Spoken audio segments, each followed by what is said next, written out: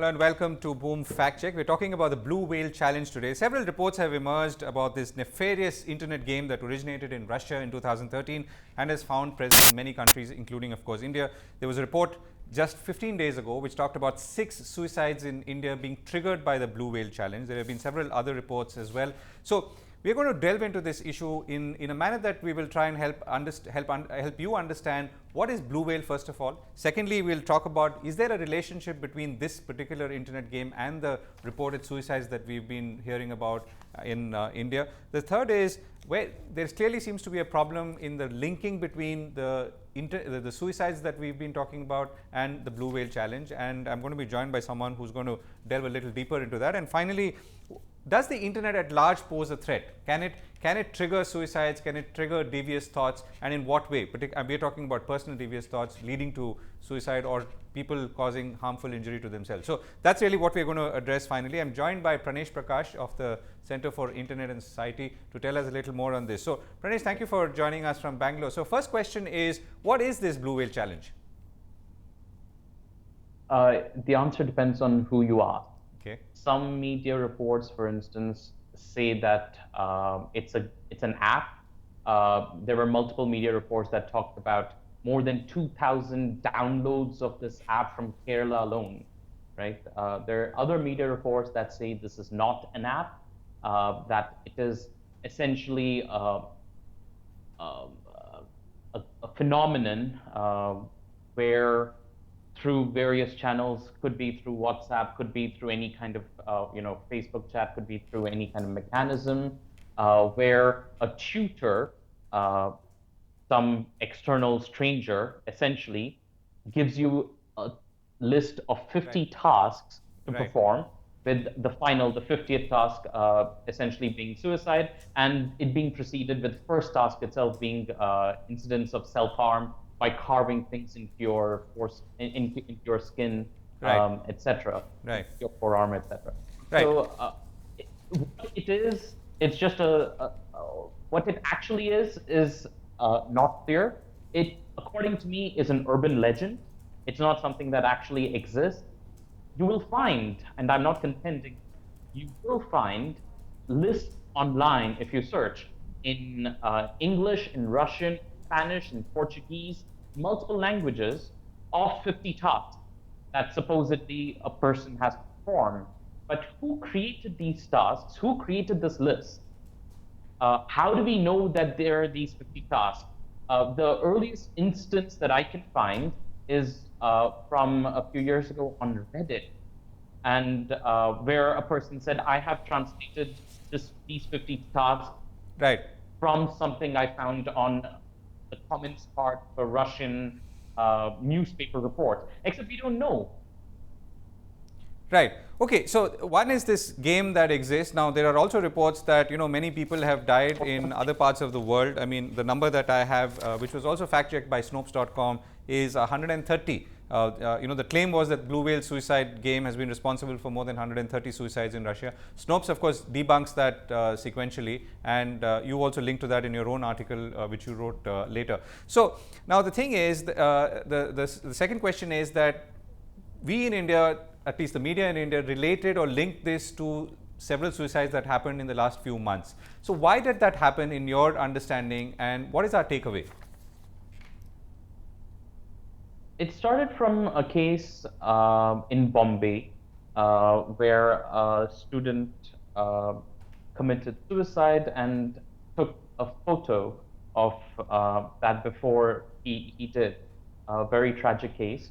Now, some neighbors apparently brought up the issue of Blue Whale, since it had been in the news in the UK some months ago, and again in the UK also it's been debunked. It's been stories about Blue Whale Challenge have been retracted by major newspapers, and I believe it was the Mumbai Mirror that actually carried this story, and then it was linked to an incident in Indore, and from there it spread like wildfire. And I'd like to make a few things clear here. One, there is no evidence that any of what has happened in India is actually linked to the Blue Whale Challenge. If the Blue Whale Challenge is taken to be a set of 50 tasks given by someone outside through some means, and the person actually doing those 50 tasks. For instance, in Indore, the teacher saved this child from an attempt at suicide, asked the child about whether he played this game, and he answered, yes, I played games. Later, his mother clarified that the child wasn't talking about the Blue Whale game. The child was responding saying he plays games on his father's mobile phone. And the teacher misunderstood that. Further, school sources who didn't go on record are not even quoted, are reported as having said that there is a diary filled with each of these 50 tasks. Right. Now, this diary has not been seen by any reporter, and not a single source is willing to actually go on record talking about having seen this diary. So for me, this entire thing emerges from a few different things. One is this kind of blatant media, journalistic ethics being lacking. Apart from this, there are some other cases which need some special discussion. For instance, in West Midnapore, in West Bengal, a kid actually had things like F-57 carved on his arm. And later, when one of his classmates called Karishma found this, and she saved him by informing his parents, etc. He spoke about this app he had downloaded and how he was on the 8th challenge or something, if I recall correctly, and then how at one point strangers had called him up on his phone. He didn't know how, and told him, if you didn't do this, that we will harm your family, so on. Now, this child who had actually engaged in self-harm, his story fell apart when the police actually tried to see whether this game was on his phone and tried to locate all records, right? And saw that he hadn't received any call. He had made this up. So children are now blaming things on the Blue Whale Challenge for things like attention, for sympathy, and in some cases they actually are depressed. Okay, and this is a way that they're expressing themselves. So one other thing that has happened, has been known to happen, not just in India but in many other parts of the world, in the Laurie Drew case, etc., is where depressed children go out on the internet seeking information about suicide, end up on pro-suicide forums where there are horrible characters who goad them into committing suicide. That has also happened as situations of girls, Pranesh, Pranesh, quick word here. So, I'm looking at an August 16th report. This appeared in India Today online. That Blue Whale Challenge is not a hoax. 6 cases reported from different parts of India. So they were, as I can see, six cases of actual suicide, right? So is this? I know that you've also quoted Lancet figures elsewhere to talk about the 62,000 deaths. This is a 2013 number that happened in that age group, which is 25 to is that 10 to 24. Where 62,960 people committed suicide in 2013. That number may be slightly higher or lower today. So are these numbers matching up? Are you saying that effectively that these 6 suicides that we are talking about is only a sort of amplified number of the number of suicides which in any case happen in this age group? Firstly, until we actually have figures, we can't say whether they're amplified or whether it's a straight trend line. We don't know.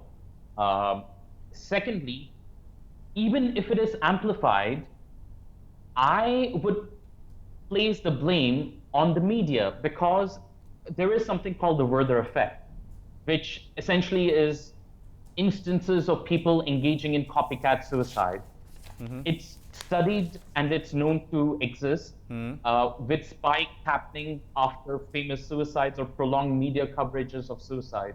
Now, the responsible way of covering things like suicide is not to glamorize them, is not to talk about them as people not having options, and always to put in, center the possibility of anti-suicide hotlines and giving phone Right. numbers Okay. Pranesh, and let me. counseling people while talking about this. Understood. Okay, so I'll come back to that in a second, Pranesh. 1 second. So, one of the things that this report says, I'm talking about the same August 16th report, is that, that all these 6 kids who committed suicide, unfortunately, were known to be playing this game. Secondly, the first round of media reporting, even if it was accurate, was actually based on what maybe the parents said or family of those children who told them that, they were playing the Blue Whale Challenge. And you're right, maybe they could have explored further, but at that point of time, I'm assuming that the only information available was that these children were playing Blue Whale, they were playing the challenge, and they committed suicide. So to that extent, maybe isn't it sort of likely that people could have drawn that early conclusion, though, as you say, they should have rectified that subsequently?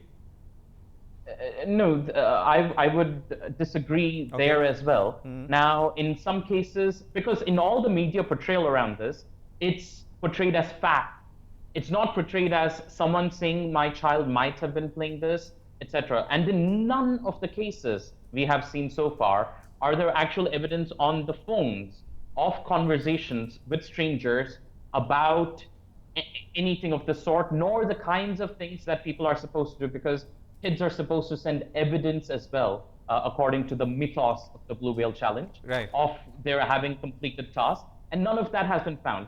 So it doesn't quack like a duck, doesn't look like a duck, it doesn't do anything like a duck, yet we're calling it a duck. Okay, got it. And why? Because people have claimed it to be so. And in some cases, people are actually acting it out. And that's what I'm more concerned about.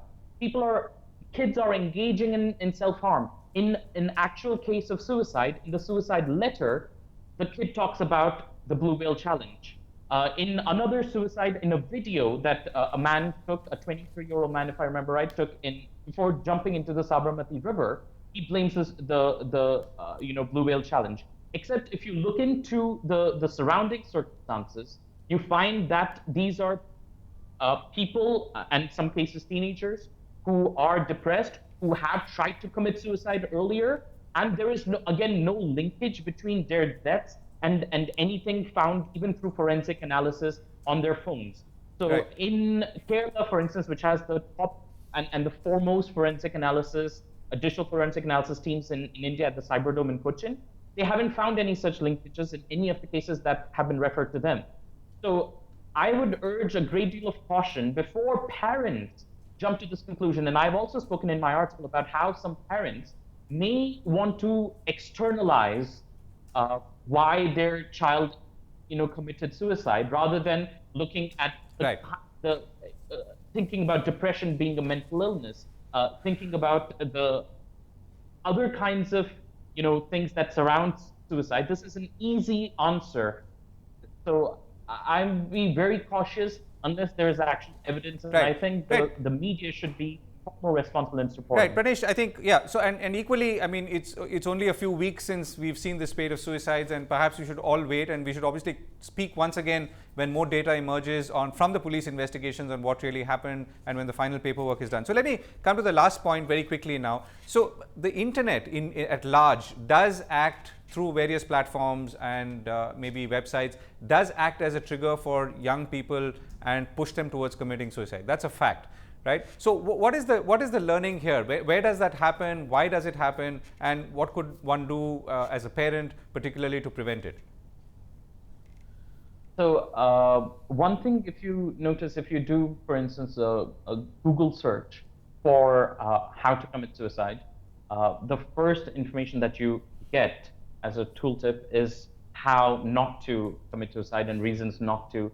Now, I think that is very important.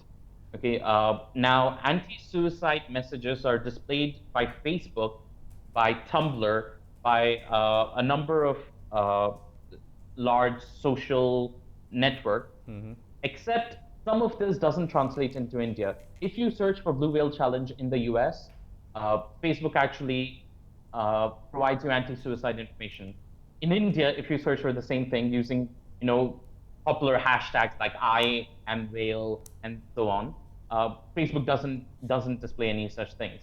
Okay, so one, I would pin some amount of responsibility on these platforms not because the blue whale challenge is a real thing, but because people who are searching for it do actually need to be told either that it's not a real thing or need to be provided counseling Right. for mental health. Right. Okay? So there are things that media platforms, that social networks can be doing. There are things that schools can be doing. I have unfortunately lost friend to suicide, and in a situation where at university we didn't have mental health counseling. Now But that was it triggered is by the internet in some way because of what that person read on the internet or saw on the internet? no, but my point is, it doesn't. Again, on the internet, you have as many anti-suicide help forums as you have pro-suicide forums. If not, actually, I would go on to say that there are far more anti-suicide forums than there are pro-suicide forums. Right. But the internet is a messed up place. Okay, humans are messed up. Okay, so of course there will be people who, for instance, and in one instance, a person's partner, a depressed person's partner, goaded him into committing suicide because she would get attention because of that. So it's not just strangers on the internet who are doing this. There's people you know who are doing this as well. Okay, so you have an increasing number of people who are live streaming their suicide. Okay, so we have to say that we have to recognize it's not just something linked to the internet. Is the internet providing you new ways of live streaming things? Of course it is. But is the fact that you can live stream your suicide the reason why you're committing suicide? Probably not. Okay. What we need is far more focus on mental health. In India, we don't see mental health the same way that we see physical health. If you fall, if you have a fever, you can go to a doctor. If you have mental health issues, people are reluctant to go see a psychologist or a psychiatrist or a therapist of any kind. Right. Because there is a stigma attached to mental health problems. Whether it is, and there's a stigma attached not just within families, schools, teens.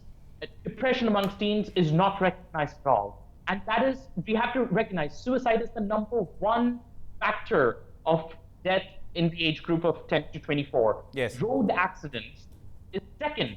Suicide is number one. So clearly, far too many people, far too many young people in India are committing suicide, and this is far before, access to the internet. It's remained the largest cause of death for a while, and we have to ask the questions of why that is so, rather than looking for easy explanations about the internet.